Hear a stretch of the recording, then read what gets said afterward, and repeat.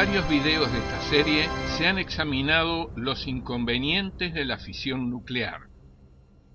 Podría parecer una omisión que no se haya mencionado la otra opción en la que hace tiempo trabaja la física nuclear: concretar a escala industrial la generación de energía a partir de la fusión nuclear. Para comparar los dos sistemas, recordamos antes cómo se genera la energía eléctrica a partir de energía térmica. En las centrales térmicas convencionales, la energía de la combustión calienta el agua. El vapor generado mueve turbinas y éstas mueven alternadores que producen energía eléctrica. En las centrales de fisión, la energía nuclear, con todas sus complejidades, se usa simplemente para calentar algún fluido. Salvo en una variante, este fluido calienta a su vez agua para generar vapor y mover las turbinas. El proceso es siempre más complicado y riesgoso que en las centrales térmicas convencionales. ¿Cómo empezó todo eso? Henri Becquerel fue el primero en interesarse por la radiactividad en 1896. Estudió los efectos provocados por emisiones de las sales de uranio. A partir de allí surgieron las investigaciones que mucho después llevarían a la fisión, la ruptura de núcleos atómicos.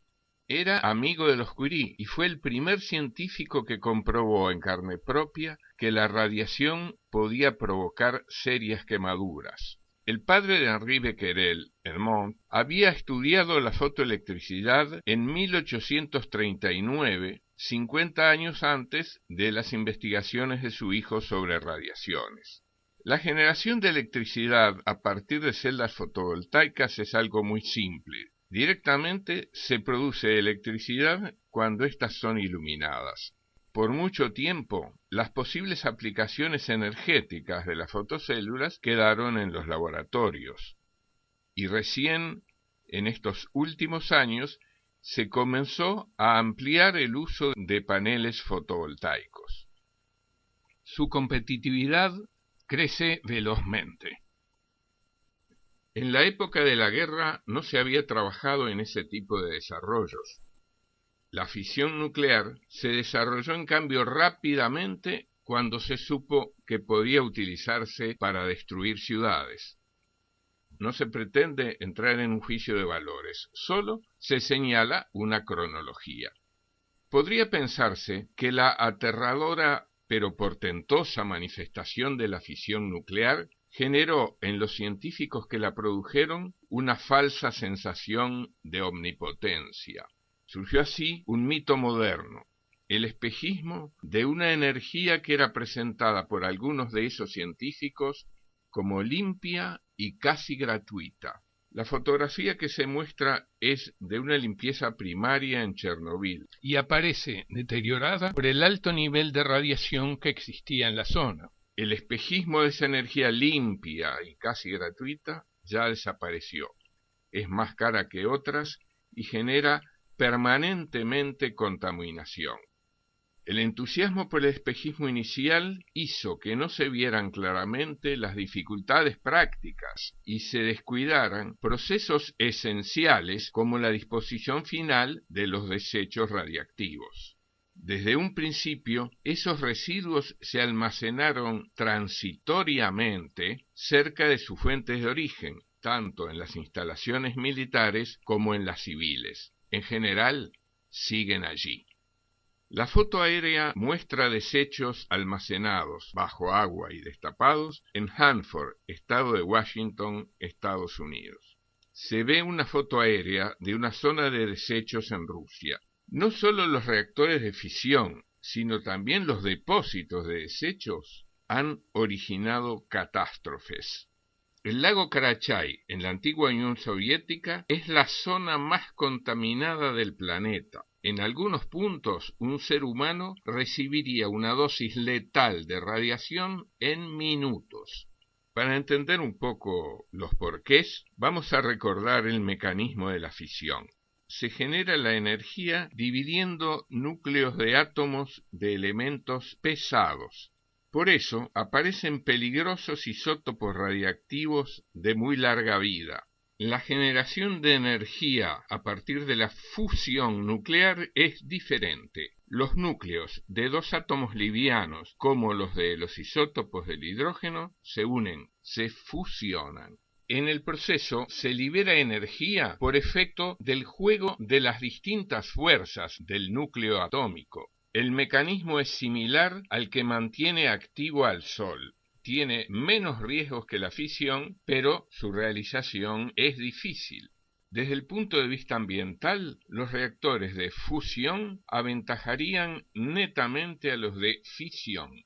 El problema nunca resuelto de estos es el de los residuos de funcionamiento, que en los reactores de fusión serían insignificantes comparativamente. Los materiales de construcción del reactor pueden desarrollar radiactividad, pero de entidad limitada. Sus vidas medias serían de años o décadas en lugar de milenios como los residuos de la fisión. Un problema de la fusión es que las inversiones necesarias son enormes. Por eso, una de las alternativas que se construye es multinacional, lo que no implica ventajas estratégicas para una nación concreta. Puede esperarse que surja así una solución para la humanidad en su conjunto.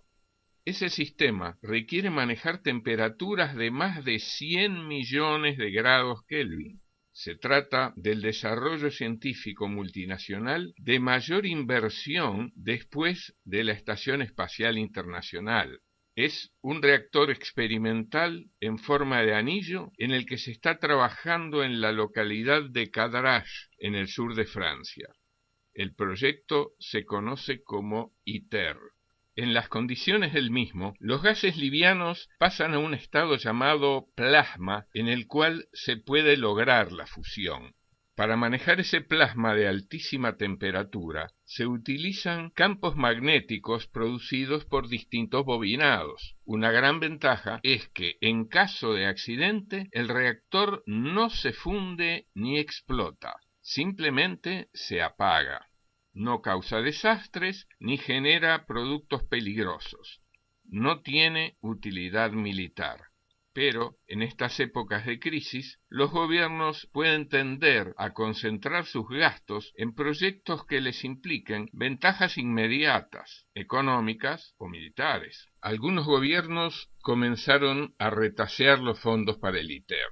En esta publicación de Knoxville de julio de 2008, vemos que la Academia Nacional de Ciencias reclamaba más fondos para el ITER.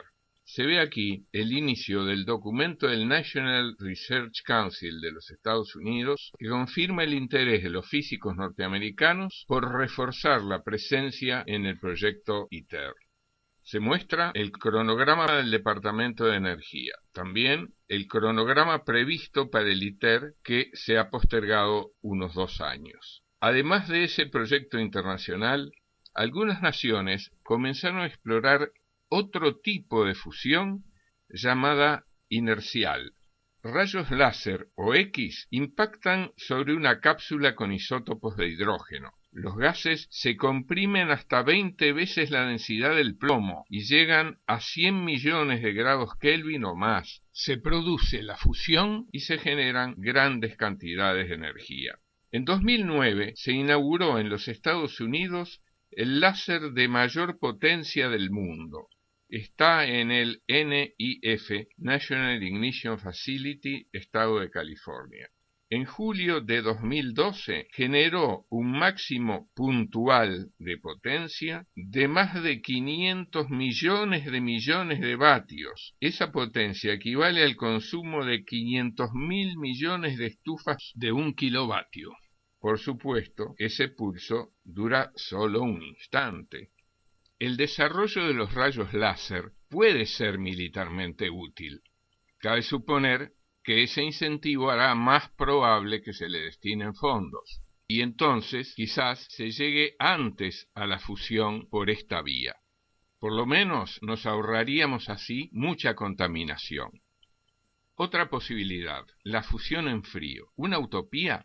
Desde alrededor de 1989, algunos físicos, entre ellos un premio Nobel, escribieron sobre la posibilidad de obtener energía de fusión a partir de un proceso electrolítico en frío.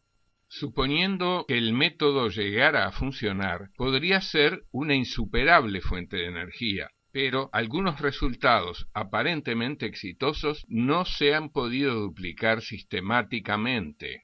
Nuestro intento por traer el sol a la Tierra se resume por ahora en dos opciones concretas sobre las que se trabaja activamente, más una posibilidad teórica que no se ha podido reproducir con éxito. 1. Los reactores en anillo, como el ITER. La crisis económica hace dudoso que los ensayos se concreten en los plazos previstos. 2. El bombardeo por láser, como en el NIF. El desarrollo en sí puede aportar tecnología tipo Star Wars de interés militar. Eso puede acelerar los resultados. Y 3. Una esperanza en estudio ante la que solo cabe una actitud de expectativa. Mientras tanto, la sociedad de consumo sigue exigiendo más energía. La fisión es cada vez menos aceptada por sus riesgos y sus residuos. Sería funesto aumentar esos problemas, aunque algunos países importantes, con pequeño peso de opinión pública, pueden ignorar los peligros. De hecho, hay prácticamente un consenso en que a mediano o largo plazo las soluciones de generación electronuclear se orientarán hacia la fusión. ¿Será ese el futuro? ¿O se impondrán otros desarrollos? Porque mientras pasan los años, el Sol sigue enviándonos diariamente miles de veces más energía de la que necesitamos. Su aprovechamiento masivo parece inevitable. El mercado muestra índices sugestivos. La industria fotovoltaica creció en Alemania un 97,8% en 2011, luego de otro aumento similar en el año anterior. Esa tendencia de una economía tan poderosa no puede ignorarse. Recapitulando, la física nuclear, además de la fisión, nos presenta una solución menos peligrosa, la fusión.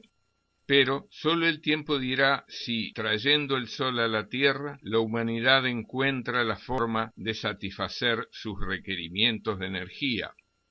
O bien, si encontrará otros métodos, o buscará llegar a un balance entre apetencias y condicionantes. Porque en suma, el kilovatio hora más barato y eficiente es el que no se gasta inútilmente.